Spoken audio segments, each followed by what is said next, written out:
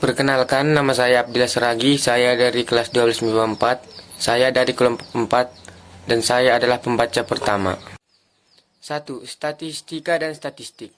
Statistika adalah salah satu cabang ilmu matematika terapan yang berhubungan dengan cara pengumpulan data atau penganalisaannya, serta penarikan kesimpulan berdasarkan kesimpulan data. Statistika dibedakan menjadi dua, yaitu 1. Deskripsi, yakni statistika yang berkenan dengan metode atau cara mendeskripsikan, menggambarkan, menjabarkan, atau menguraikan data. Statistika ini mengorganisasikan data, menentukan nilai rata-rata, hitung median, modus, standar, deviasi, dan membuat tabel distribusi frekuensi serta diagram atau grafik. 2. Inferensia, yakni statistika yang berkenaan dengan cara penarikan kesimpulan berdasarkan data yang diperoleh dari sampel untuk menggambarkan karakteristik atau ciri dari suatu populasi. Dilakukan pengujian hipotesa dan pendugaan mengenai karakteristik dari suatu populasi seperti mean dan standar deviasi. 2. Populasi dan sampel. Populasi adalah semua objek atau benda atau manusia yang akan diteliti semesta pembicaraan. Sampel adalah sebagian populasi dianggap mewakili populasinya yang benar-benar diambil datanya dan dibuat statistikanya. 3. Datum dan data. Datum adalah keterangan yang diperoleh dari hasil pengamatan. Contoh tinggi badan murid sebagai berikut: 157, 166, 159, 170, 169. Masing-masing tinggi murid disebut datum. Data adalah kumpulan-kumpulan datum atau bentuk jamak dari datum. 4. Jenis-jenis data. A. Data kuantitatif atau data numerik merupakan hasil pengukuran. Strip penghitungan dibedakan menjadi dua, yaitu 1. Data Bettino adalah data yang memperoleh dari hasil pengukuran. Contoh, luas SMA Y adalah 0,5 hektar. 2. Data disebut adalah data kuantitatif yang diperoleh dari hasil perhitungan. Contoh, Pak Iman memiliki 3 mobil. B. Data kualitatif adalah data yang berbentuk kategori atau atribut. Contoh, manis, rusak, gagal, sembuh. C. Data intern dan data ekstern. 1. Data intern adalah data diperoleh dari suatu instansi atau lembaga atau organisasi. Data ekstern adalah data yang diperoleh dari luar instansi, dibagi menjadi dua, yaitu A. Data primer adalah data yang langsung dikumpulkan oleh orang yang berkepentingan atau yang memakai data tersebut. B. Data sekunder adalah data yang secara tidak langsung dikumpulkan oleh orang yang berkepentingan dengan data tersebut. Saya Maria Krisdayanti Gultom, saya dari kelas 12 IPA 4. Di sini saya sebagai pembicara kedua, yaitu penyajian data. A. Data tunggal. Ukuran pemusatan kumpulan data. 1. Mean atau rataan. Rumus untuk mencari mean atau rataan yaitu X bar sama dengan X1 tambah X2 tambah Xn per N. Contoh soal.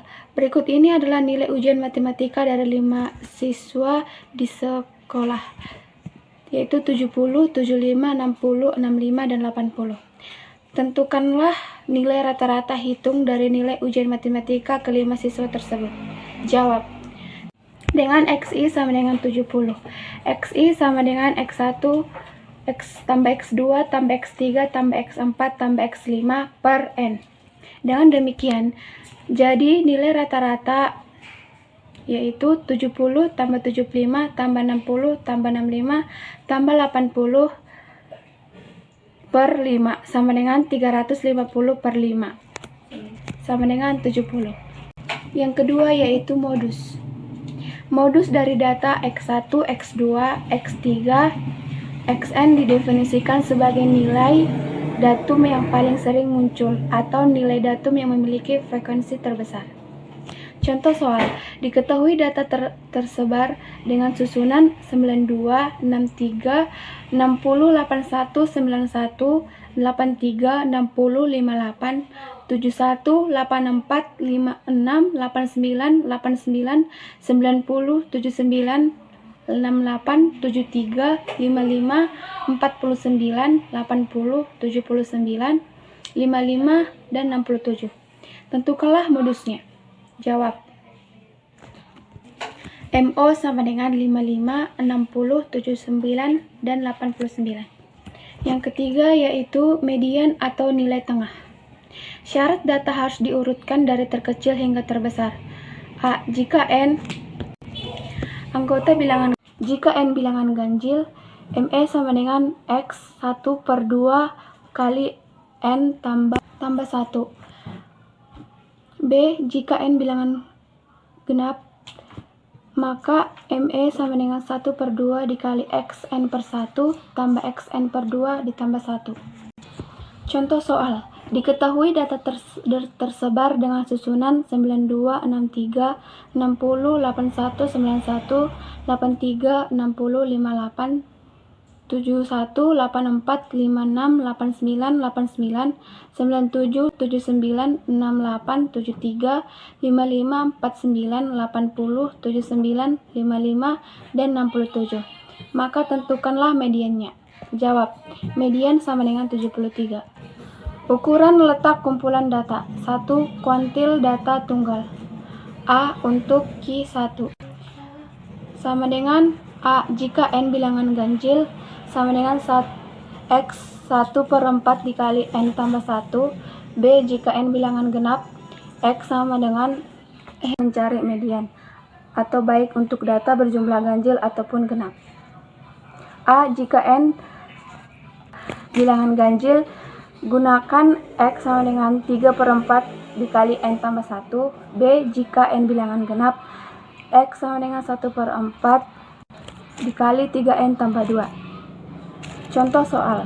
Diketahui data tersebar dengan susunan 92, 63, 60, 81, 91, 83, 60, 58, 71, 84, 56, 89, 89, 97, 79, 68, 73, 55, 49, 80, 79, 55, dan 67. Maka tentukan Q1 dan Q2-nya. Jawab. Kuartil bawah sama dengan Q1 sama dengan 60. Kuartil atas sama dengan Q3 sama dengan 84. 2. Statistik 5 serangkai. Contoh soal.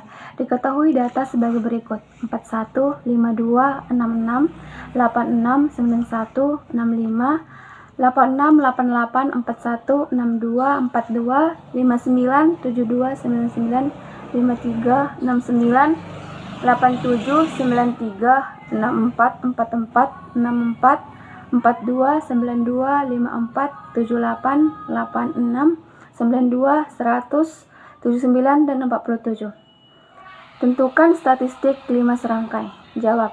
Setelah data diurutkan menjadi 41, 41, 42, 42, 44, 47, 52, 53, 54, 59, 62, 64, 64, 65, 66, 69, 72, 78, 79, 86, 86, 87, 88, 91, 92, 92, 93, 99, dan 100. Diperoleh X min sama dengan 41 merupakan data yang nilainya terendah. X max sama dengan 100 merupakan data yang nilainya paling tertinggi. Q1 sama dengan 53 merupakan kuartil bawah. Q2 sama dengan 67,5 merupakan kuartil tengah atau median. Dan Q3 sama dengan 87 merupakan kuartil atas. Yang ketiga, desil. Urutan atau letak desil ke I sama dengan 1/10 dikali N tambah 1. 4. Rataan kuartil atau RK sama dengan RK sama dengan 1/2 dikali Q1 tambah Q3. 5. Rataan 3 kuartil sama dengan RT sama dengan 1/4 dikali Q1 tambah 20 tambah Q2 tambah Q3. Contoh soal. Tentukan D3 dan D7 dari data 40, 30, 50, 65, 45, 55, 70, 60, 80, 35, 85, 95, dan 100. Jawab. Data yang telah diurutkan 30, 35, 40, 45, 50, 55, 60, 65, 70, 80, 90, 95, dan 100. N sama dengan 13. DI sama dengan nilai data yang ke I dikali N tambah 1 per 10. Maka D3 dan D7 adalah D3 sama dengan nilai data ke 3 dikali 13 tambah 1 per 10 sama dengan nilai data ke 42 data ke 4 per 10. Nilai data ke 4 ditambah 1 per 5 dikali nilai data ke 5 kurang nilai data ke 4 sama dengan 45 tambah 1 per 5 dikali 50 kurang 45. D3 sama dengan 46. D7 sama dengan nilai data ke 7 dikali 13 tambah 1 per 10 sama dengan nilai data ke 98 per 10. Nilai data ke 98 per 10. Sama dengan nilai data ke 9 ditambah 8 per 10 dikali nilai data ke 10 dikurang nilai data ke 9. Sama dengan 70 tambah 8 per 10 dikali 80 kurang 70. Sama dengan 70 ditambah 80 tambah 8 per 10 dikali 10.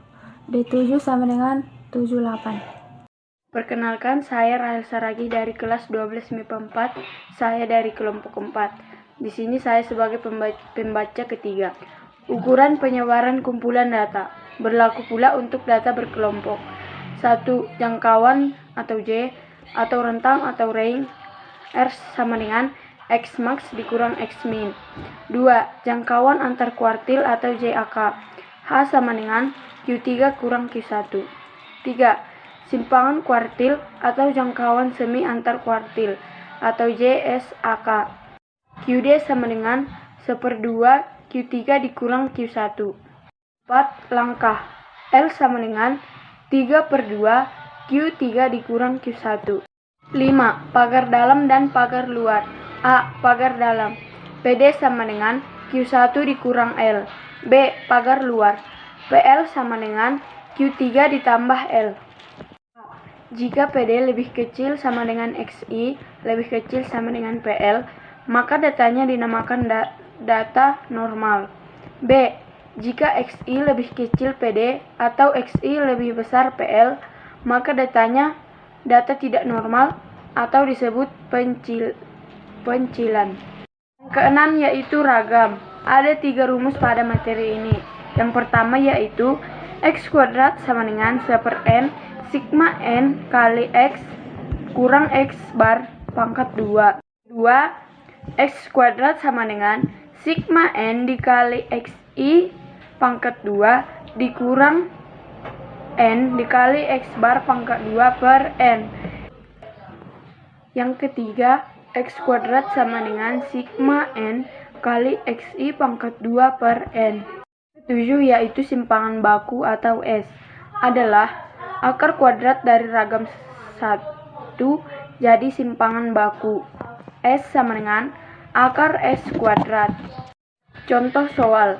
Diketahui data tersebar dengan susunan 92, 63, 60, 81, 91, 83, 60, 58, 71, 84, 56, 89, 97, 79, 68, 73, 55, 49, 80, 79, 55, 67.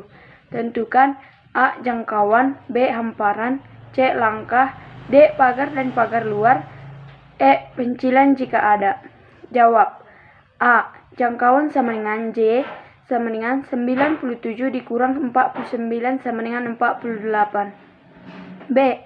Hamparan sama dengan H sama dengan Q3 dikurang Q1 sama dengan 84 kurang 60 sama dengan 24. C. Langkah L sama dengan 3/2H sama dengan 3/2 dikali 24 sama dengan 36. Pagar dalam. PD sama dengan Q2 dikurang L sama dengan 60 kurang 36 sama dengan 24. Pagar luar sama dengan PL sama dengan Q3 ditambah L sama dengan 84 tambah 36 sama dengan 120. Karena tidak ada data yang kurang dari pagar dalam atau lebih dari pagar luar, maka tidak terdapat pencilan. Kemudian yang akan saya jelaskan yaitu istilah. Yang pertama, kelas. 2. Batas kelas, yaitu nilai-nilai ujung yang terdapat pada suatu kelas. Ada batas bawah, ada batas atas. 3. Tepi kelas. Tepi bawah sama dengan batas bawah kurang 0,5. Tepi atas sama dengan batas atas tambah 0,5. 4. Panjang kelas atau interval kelas. Tepi atas dikurang tepi bawah. 5. Titik tengah kelas atau nilai tengah kelas atau rataan kelas. Titik tengah sama dengan setengah batas atas ditambah batas bawah. Yang ketiga yaitu penyajian data, yaitu data berkelompok. 1. Mean atau rataan.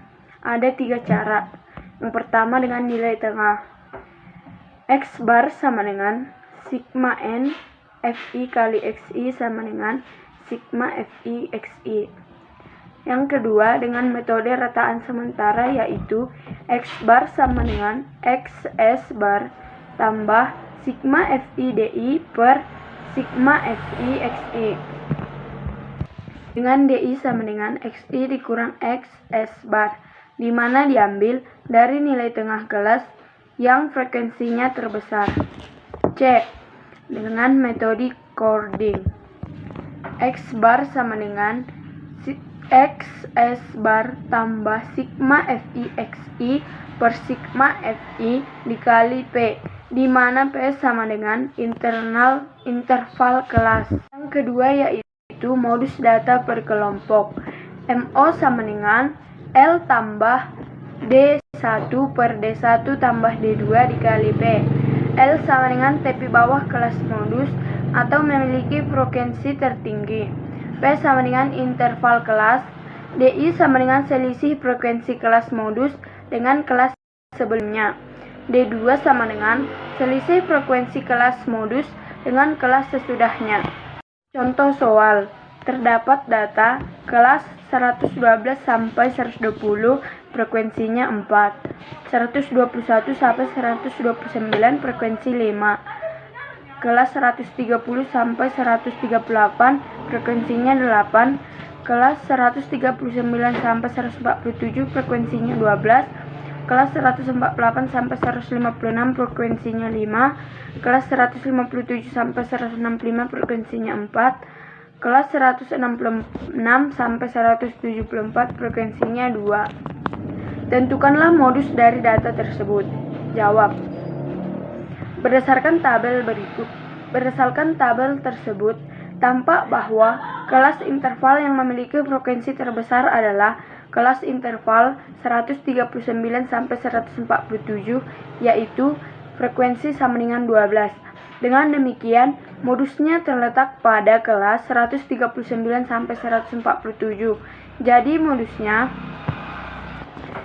L0 ditambah C dikali B1 per B1 tambah B2 sama dengan 138,5 tambah 9 dikali 4 per 4 tambah 7 sama dengan 438,5 tambah 9 per 4 kali 4 per 11 sama dengan 138,5 tambah 3,27 sama dengan 141,77, yaitu kuartil data berkelompok. A. Kuartil pertama atau kuartil bawah. Rumus mencari kuartil bawah.